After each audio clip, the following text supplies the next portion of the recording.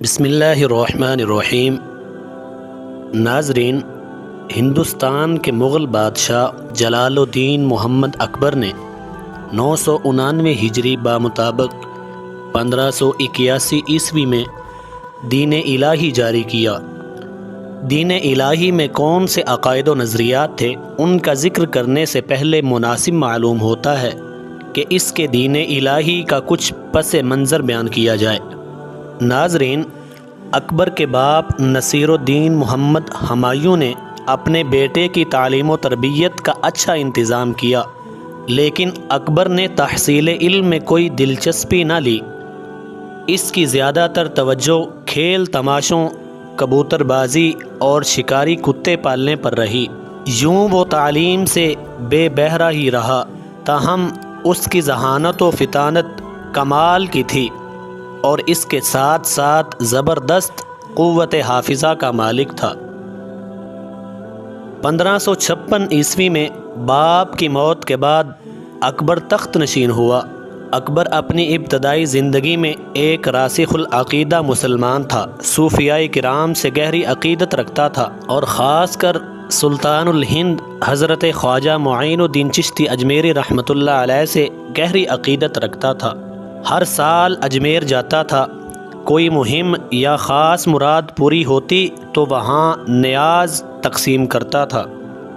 اسی طرح وہ حضرت سلیم چشتی کا بڑا معتقد تھا۔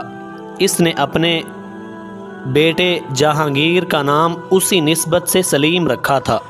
بیٹے کی پیدائش کے 2 برس بعد اکبر نے فتح پور میں شیخ سلیم چشتی کے قرب میں اپنا نیا دارالحکومت تعمیر کرایا۔ یہاں ایک پرانے حجرے میں وہ اکثر اپنا وقت مراقبوں، دعاؤں اور عبادتوں میں گزارا کرتا تھا۔ مذہبی امور میں بالآخر اس کی دلچسپی اتنی بڑھی کہ 1578 عیسوی میں اس نے شیخ سلیم چشتی کی نئی خانقاہ کے پاس ایک عظیم الشان عمارت تعمیر کرائی، جس کا نام اس نے عبادت خانہ رکھا۔ اس عبادت خانہ میں اکبر مختلف مذاہب کے لوگوں کو اکٹھا کیا کرتا تھا اور بحث مباحثے کراتا۔ اس عبادت خانہ میں ہندو، کیتھولک مبلغ، زرتشتی، موبد، جینی، سنیاسی اور اقلیت پسند سب کا خیر مقدم کیا جاتا تھا۔ یہاں پر مذہب کے لوگ اپنے عقائد کی وضاحت کرتے۔ مسلمانوں میں شیخ مبارک ناگوری اور ان کے 2 بیٹے ابو الفضل اور فیضی اکبر کے اس عبادت خانہ کے اہم رکن تھے۔ یہ اکبر کی زندگی کا ٹرننگ پوائنٹ تھا۔ اس نے مختلف مذاہب میں دلچسپی لینا شروع کر دی۔ اب اس نے یہ نظریہ قائم کر لیا کہ مختلف مذاہب اللہ تعالیٰ کی عبادت کے جو طریقے بتاتے ہیں وہ سب درست ہیں، سب مذاہب سچے ہیں اور ان میں کوئی خاص فرق بھی نہیں۔ اس عہد میں ہندوستان روحانی طور پر دیوالیہ ہو چکا تھا اور اس وقت کوئی مرد خدا اس قابل نہ تھا کہ وہ عوام کی روحانی رہنمائی کر سکتا۔ شیخ عبد القدوس گنگوہی اور شیخ سماع الدین سہروردی عوام الناس میں زیادہ مقبول نہ ہو سکے۔ تصوف کے نام پر بہت سے گمراہ لوگ اپنے فاسد عقائد و نظریات اور تعلیمات کو لوگوں میں خوب پھیلا رہے تھے۔ اسی زمانے میں ایک پیر پہلوان نامی ایک شخص خراسان سے آ کر چک درہ کے قریب آباد ہوا۔ اس نے نماز پنجگانہ اور ماہ رمضان کے روزے منسوخ کر کے اپنے مریدوں کے لیے شراب اور بدکاری کو معاذ اللہ حلال کر دیا۔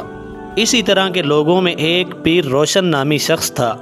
اس کے نزدیک نماز میں قبلہ رخ ہونا ضروری نہ تھا۔ اس بدبخت نے غسل جنابت بھی منسوخ کر دیا۔ پیارے ناظرین، یہ تھی 16ویں صدی کے اختتام پر ہندوستان کی مذہبی فضا، جس میں اکبر دین اسلام سے منحرف ہوتا گیا اور اس نے دین الہی کی بنیاد رکھ دی۔ اس ضمن میں خوشامدی لوگوں نے بہت اہم کردار ادا کیا۔ ہندو پنڈتوں نے جعلی پیشن گوئیاں لا کر دیں کہ ایک بادشاہ بہت طاقتور ہوگا اور وہ ایک نیا مذہب قائم کرے گا۔ بعض خوشامدی مسلمان علماء سو یہ کہنے لگے کہ بعثت نبوی پر 1000 سال گزر جانے کے بعد اسلامی شریعت کی عمر پوری ہو چکی ہے لہٰذا ایک نئے دین اور ایک نئے شارع کی ضرورت ہے، اور اس منصب کا اہل اکبر سے بڑھ کر اور کوئی نہیں ہو سکتا۔ ابو الفضل ایسے آدمی نے یہ اصول وضع کر کے دیے کہ بادشاہ سے بہتر کوئی مذہبی رہنما ہو ہی نہیں سکتا۔ اللہ تعالیٰ نے اسے اپنی رعایا کی ہدایت کے لیے منتخب کیا ہے۔ اکبر تناسخ پر یقین کامل رکھتا تھا۔ وہ رات کے وقت تنہائی میں دیوی نامی برہمن سے ملا کرتا تھا۔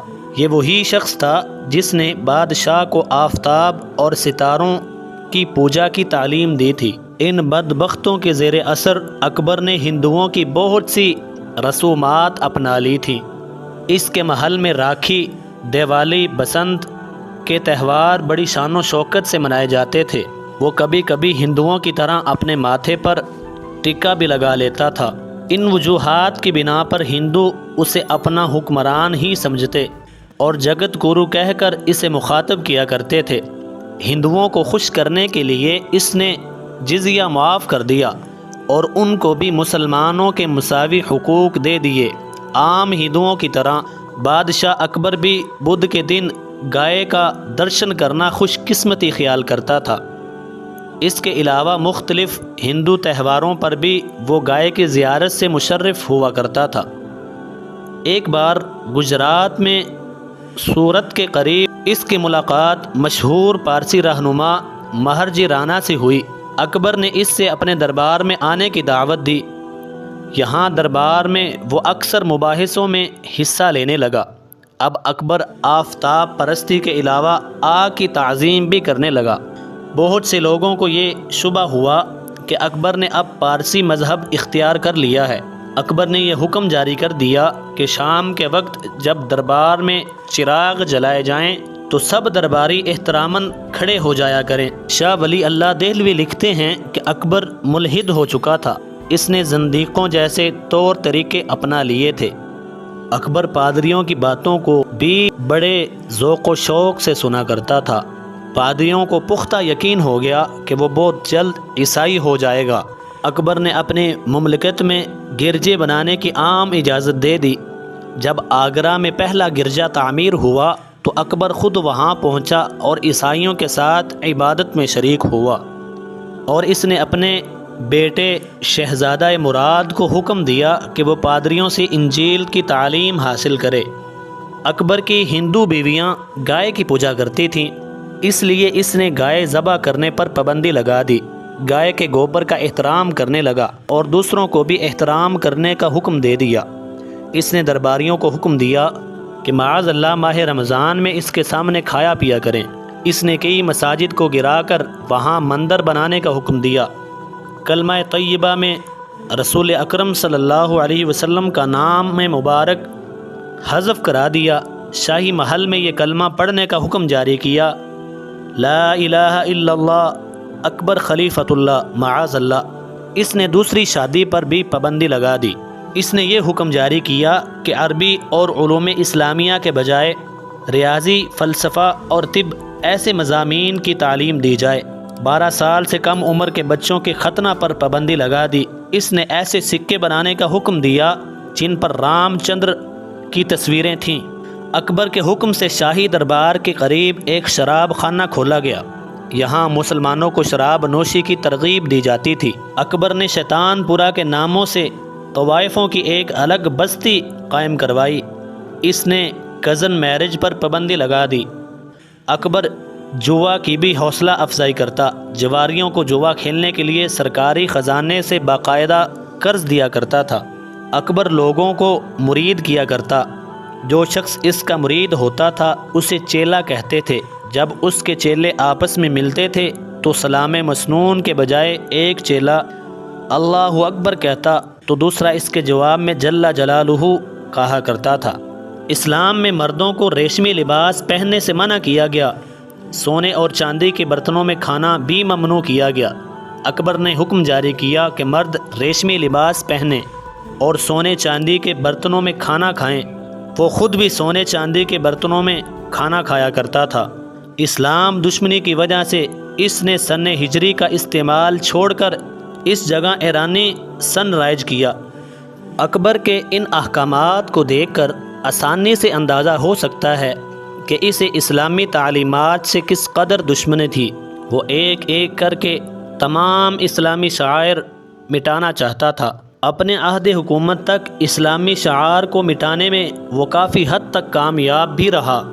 تو اسی دوران اللہ تعالیٰ نے ایک مرد قلندر، مرد حر، ولی کامل، شہنشاہ نقشبند حضرت مجدد الفسانی رحمۃ اللہ علیہ کو ہندوستان کی سرزمین پر بھیجا۔ حضرت مجدد الفسانی نے اکبر کے دین الہی، اس دور کی بے راہ روی اور الحاد و بے دینی کے خلاف وہ کارنامہ سر انجام دیا جو اسلامی تاریخ میں ہمیشہ یاد رکھا جائے گا۔ امید کرتا ہوں کہ آج کی ویڈیو آپ کو بہت ہی اچھی لگی ہوگی۔ ہماری حوصلہ افزائی کے لیے ہمارے چینل کو سبسکرائب کر دیجئے اور اپنی دعاؤں میں یاد رکھیے۔ جزاک اللہ خیرہ۔